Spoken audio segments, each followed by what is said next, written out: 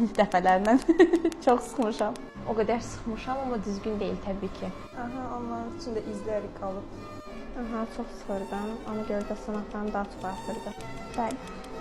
Mən düşünürəm ki, bu doğru deyil. Çünki hətta küçədə oturan bəzi şəxslər var ki, onların belə üzü, belə deyək də, şüşə kimidir və məncə bundan qaynaqlanmır bir qədər. Məncə elə də deyil, çünki nə qədər təmiz qulluq da etsə, Fərdə xanım kimi dermatoloqlarla rastlaşmayınca o dəri problemi həll olmur. Xeyr, məncə düzgün deyil. Çünki mən də üzüm üçün baxımlar falan edirdim, amma bir faydasını görmürdüm. Hər səhər, axşam üzümü yuyurdum, amma yenə də sıxırdı sınaqlarım. Baxımsızlıq da ola bilər, amma mən tamamilə bu doğru olduğunu düşünmürəm. Məncə ziyan verər, olduqca ziyan verir. Müəyyən bir müalicə proseduruna alışıb onu dayandırmaq məncə dəridə əks təsir verə bilər. Təbii ki, düzgün etməz, əksinə daha da çox səpkiləri üzə çıxardar. Və istəmiriksə aknelər geri qayıtsın, müalicənin sonuna kimi getməliyik.